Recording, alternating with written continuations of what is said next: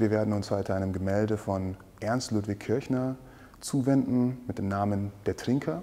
Es ist ein Selbstporträt und auf den ersten, ich würde aber auch sagen auf den zweiten Blick, ist es äußerst irritierend.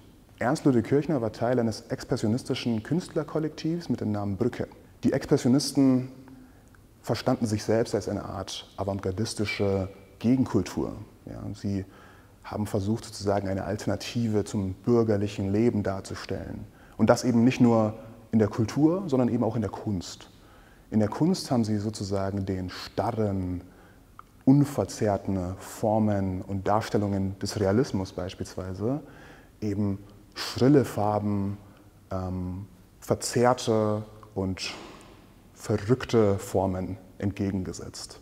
In ihrer Sehnsucht nach alternativen Lebensweisen haben sie sich an sogenannten primitiven Völkern orientiert, die sie in Südsee, Asien und Afrika zu finden glaubten. Auch Ernst Ludwig Kirchner hat sich des Öfteren an schwarzen Models orientiert, wenn er gezeichnet hat. So gibt es noch zu diesem Gemälde ein weiteres Gemälde mit dem Namen Die schlafende Millie, wo er eine schwarze Frau gezeichnet hat, die scheinbar schläft. Und eben auch hier dieses Selbstporträt. Und wenn man dieses Porträt hier anschaut, dann fragt man sich ja einerseits, okay, das ist eigentlich nicht Ernst Ludwig Kirchner, sondern das ist einer seiner schwarzen Models mit dem Namen Sam. Und deswegen ist die Frage, warum hat sich Kirchner hier als ein Selbstporträt als Sam abgebildet? Und noch eine Frage, die man sich vielleicht stellen kann, ist, wieso als Trinker? Ja? Hier bedarf es vielleicht einen kleinen Rekurs. Also Ernst Ludwig Kirchner hat in einer Zeit gelebt, die, sagen wir mal, aus den Fugen geraten ist. Ja, es war sozusagen eine Zeit vor dem Ersten Weltkrieg und es gab eine äußerst große Kriegseuphorie, an der Ernst Ludwig Kirchner nicht teilhaben wollte. Und deswegen hat er sich in seiner Kunst nach Alternativen gesehnt, ja, nach anderen Wahrnehmungen, nach anderen Bildern gesehnt. Und so hat er eben auch in diesem Gemälde Absinth gezeichnet. Und dieses Absinth ist ja wahrnehmungsverzerrend. Ja, es schafft neue Wahrnehmungen und gleichzeitig hat er sich als eine schwarze Person gezeichnet, um aufzuzeigen, dass er eigentlich gar nicht da sein möchte, wo er gerade ist. Also wie gesagt, mit dem Absinth und eben auch mit dieser Darstellung eines sogenannten primitiven Menschen hat er sich versucht, von dieser Realität, in der er gerade gefangen ist, ja, zu fliehen, wenn man so möchte. Und Krieg ist immer verbunden mit einer Sehnsucht, woanders zu sein. Ja, Menschen, die auch im Krieg gerade gefangen sind, wollen wahrscheinlich nicht in diesem Krieg sein. Und deswegen ist Krieg auch ein großer Grund für Migration, für Bewegung.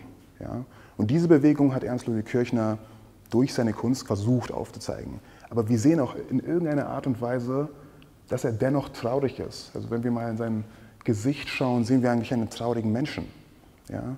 Der in einer verrückten Welt mehr oder weniger sich wiederfinden muss. In einer Welt, wo der Hintergrund quasi vordergründig scheint, in der der Tisch in einer gewissen Weise schräg ist, ja, und der Blick von Ernst Ludwig Kirchner eigentlich ins Leere geht. Ja, schaut das nichts an, wenn man so möchte. Alles scheint aus den Fugen zu geraten. Ne? Außer, würde ich behaupten, diese Hand hier. Diese Hand hat ein ganz klares Ziel. Sie geht zu uns Beobachtern, zu uns Betrachtern, als würde er sagen, helfe mir, greife die Hand. Aber wenn wir diese Hand sehen, die sich zu uns richtet, zu den Beobachtern richtet, sind wir in der Lage, sie zu greifen? Haben wir vielleicht nicht Angst, dass sie zupackt, uns festhält und uns vielleicht in diese Welt reinzieht, in diese Kriegswelt, in der Ernst Ludwig Kirchner sich gerade befindet? Ich glaube nicht, dass wir die Hand nehmen wollen. Das ist vielleicht auch mehr oder weniger eine Form, was das Bild aufzeigen möchte von Ernst Ludwig Kirchner, dass man mehr oder weniger versuchen kann, der Realität zu entfliehen, die aus den Fugen geraten ist. Aber die Realität dich letzten Endes wieder einholt mit all der Trauer, die damit einhergeht, mit all der Trauer des Kriegs. Mehr oder weniger scheitert diese Flucht aus der Realität. Ich denke, um die Trauer und auch dieses Scheitern der, sagen wir mal, künstlerischen Flucht innerhalb dieses Gemäldes zu erfahren, muss man hier in dieses Museum kommen, sich auf einen Stuhl setzen und sich sehr, sehr genau dieses Gemälde anschauen. Wenn ihr mehr über den Trail erfahren wollt, der Horizonte-Ausstellung, dann gibt es mehr Infos unter dem Video.